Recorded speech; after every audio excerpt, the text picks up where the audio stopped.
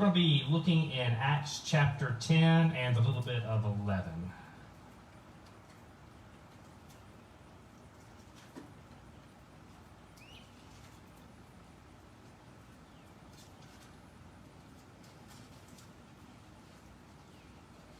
As we look in Acts chapter 10, we're going to look at the character of Cornelius. And Cornelius, at least by the standards of the day, you would think Cornelius is not to be such a good example because he's not a Jew. And to the Jewish people of that day, to talk about someone who was outside, he was an outsider to the religion, who becomes such a good Christ follower. You know, if you were making religious propaganda, if you were just making up stories to promote something, this would not make good propaganda. Because Cornelius comes off looking a little bit better than some normal church folks of the day. We're going to read the first 8 verses. At Caesarea, there was a man named Cornelius, a centurion in what was known as the Italian regiment. He and all his family were devout and God-fearing. He gave generously to those in need and prayed to God regularly. One day at about 3 p.m, he had a vision. He distinctly saw an angel of God who came to him and said, "Cornelius." Cornelius stared at him in fear. "What is it, Lord?" he asked. The angel answered, "Your prayers and gifts to the poor have come up as a memorial offering before God.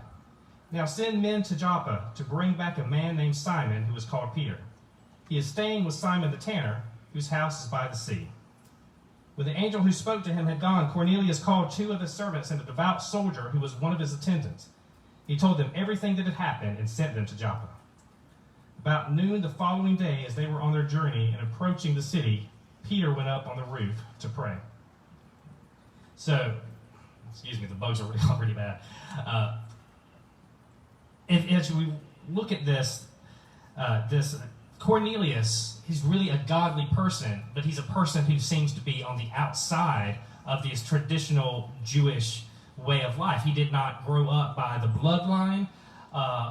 So this is being a guy that's on the outside who, as we've seen numerous times in the Bible, and particularly in the book of Acts, the gospel is for everybody.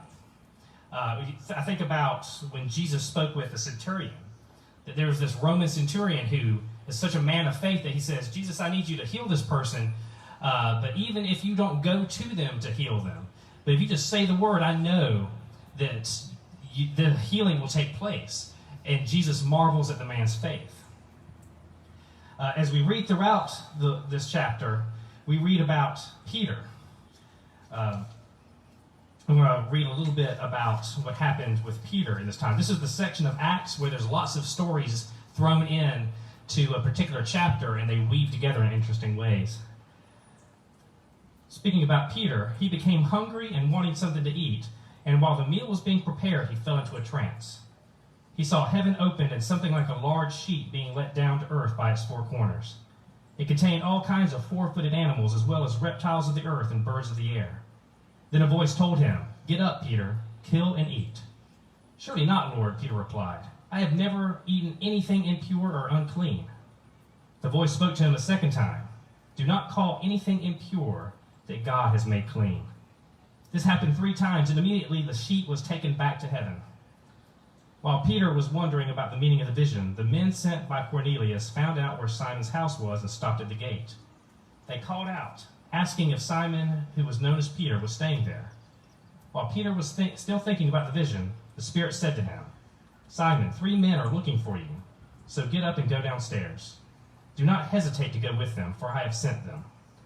Peter went down and said to the men, "I am for. Why have you come?"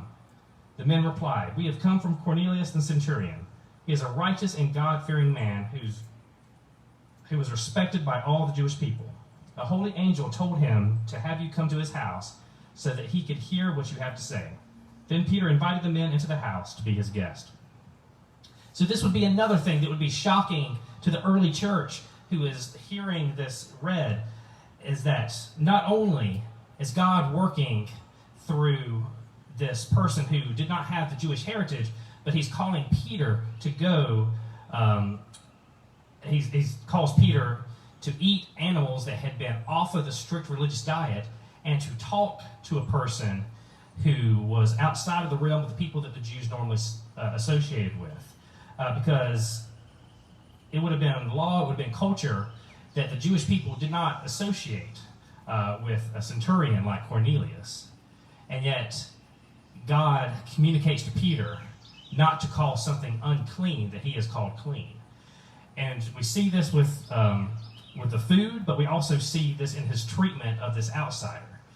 That God has said, don't call him unclean, because I've called him clean. Don't call him something that you can't have anything to do with, because I have sent him to you. I've sent you to him. So this same thing keeps on happening in the book of Acts, right? That God shows that the gospel is for everybody. Even the people that would have been on the outside, even the people that, the Jewish people, the early believers in Jesus Christ would have been told, oh, you can't talk to them, you can't associate with them.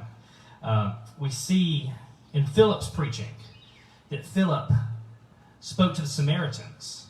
There was a lot of racism levied against the Samaritans because they were seen as half Jewish, so there would be a lot of racial things said against them, a lot of racism against them. But Philip went and preached to the Samaritans anyway, even though that would not have been culturally accepted. We see Philip speak to the Ethiopian eunuch, who not only was he a foreigner, but he didn't have the same skin color that Philip did, but he didn't let that stop him. He went and he spoke to this Ethiopian. We see Paul in his letters, how he goes and speaks first about the message of the gospel to the Jews, but then he goes to the Gentiles. So he goes to people who have different beliefs and backgrounds and skin colors and traditions, and he leads them to Jesus. Here we see Peter preaching to a whole house full of people, and the Holy Spirit comes on them, and they get baptized. We see over and over again in the Bible, and particularly in this book of Acts, that the gospel is for everybody. And you would think that would be seen by everybody as a positive thing. To say, hey, Peter went to this household full of people, the Gentiles, the centurion and his people, and he went and preached and converted them all to Christianity, and they became baptized. You would think everybody would look on that positively, but look in chapter 11, the first 3 verses. The apostles and the brothers throughout Judea heard that the Gentiles also had received the word of God. So when Peter went up to Jerusalem, the circumcised believers criticized him and said, "You went into the house of uncircumcised men and ate with them." So what did Jesus say to his disciples when he was still alive? Well, when he was still on earth, let me rephrase that, because he rose from the dead, so he was always alive except for those 3 days.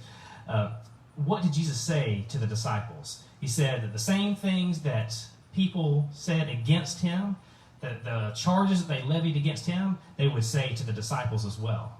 And so, what was one of the things that people said against Jesus? They said, "Oh, he eats with sinners." And here we see his disciples being accused of the same thing. It really should be like a mark of honor to say the same things they accused my Lord of doing that were good, that they tried to make into a negative. If you're being charged with those same things, looking more and more like Jesus, that's not a bad thing. So, it keeps happening that the disciples get charged with things that Jesus was charged with. And in this case, eating with people who didn't have the same background, hadn't gone through all the religious rituals that the Jewish people had went through. Well, Peter explains to them everything that's happened, how God had showed up to him, how God had called him to speak to this man and his family, and how this wonderful conversion happened in this household. All these people get invited. We see that over and over again in the Gospels. The tax collector, Levi, what's the first thing he does when he converts to Christianity? He has a big party, invites all of his unsaved friends. And we see this happening. The centurion, who him and his family, they believe, and they have this house full of people. They bring everybody in. You've got to hear Peter preach. And what does he say? He said, we're all gathered here to hear what God has told you to say to us. All of these non-believers, these Gentiles, these people who didn't grow up with that kind of faith, they say, we're all here to hear about it. And Jesus has made a way for this audience, if you will, to hear the gospel. We keep seeing this, and the temptation for us today when we consider going to people who might not be like us, who might have a different background, is we could be tempted to not associate with them. So we might look down on them, or we might worry about what people might think of us if we associate with other people. But the good news is for everybody. Even those that we think don't deserve it, or haven't earned it, maybe they haven't gone through some of the same hard work that we went through. They not have the same faith background going generations back. Maybe they didn't grow up in church, their family didn't take them to church or go up in church. Even the people who talk funny or have different accents or strange names to us, they don't vote the way we do. The gospel is for them as well. So let me encourage you to go out and spread the gospel. Maybe it's to those that you speak to online. Maybe it's that person who's delivering your food. We still have these cards. I don't have them on me right now, but we give them out on Sundays. When you're going through, if you ask for cards, we have them. It's these simple little cards that say, I appreciate you being on the front lines during a pandemic, and I'm praying for your safety. And it has our church name and web address on the back and a little link to go to the app. Something as simple as that can open up the doors to talk to people. And I know that when you're going through a drive-through, maybe you can't hold up the whole drive-through, but in some instances, when someone's bringing food out to your car, for instance, you might have a chance to pray with that person. And let me encourage you, if you have any of those cards, or you can do this without a card too, to use that as an opportunity to pray for people. I don't know if you've ever prayed for a stranger in a place where they were not expecting prayer, but that can be a powerful thing. God can really use that. Just pray for a stranger, and that does something inside of you. It does something different and unique inside of you. I can't describe it except for you just have to experience it. But just pray for a stranger who was not expecting it, and that can be such a meaningful moment. Now, sometimes people might not want, I'm good, I'm fine, I don't want anybody to pray for me, or they might even chuckle a little bit. But then sometimes you get someone who will accept that, and that can be the most meaningful thing to them. There's so many people who don't have any kind of church or any kind of background, and you are church to them. Because where's the church, right? The church isn't just this building. It's not even just this parking lot. The church is you. You are the temple of God. And so you take church out there with you. So when you pray for somebody out there, that you have taken church service to them. You might be the only church service they have this week. And so let me encourage you, even though someone might have a different skin color, might have a funny sounding name to you, that they might have beliefs that you don't agree with, if you can show Christ to them in the way you talk to them, and in your actions, maybe have prayer with them, say something as simple as God bless you, and you have a good day, hope God keeps you safe during all of this. Something as simple as that could be encouragement, and that could be church service to the world.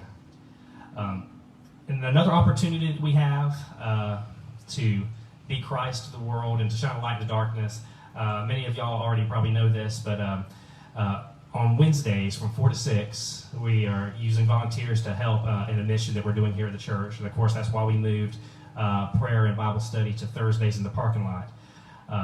Let me know if you can help with any of that. We did that right here yesterday, and that was a wonderful time. Now we'll go to prayer request. One of their things that we had listed was just as a praise to God for all the stuff he's doing in our midst. From the prayer at the courthouse to feeding people to still being able to meet together. All of the wonderful things God has done in our midst. He's opened up a lot of doors, a lot of opportunities for us to be Jesus to the world, and don't neglect those wonderful opportunities.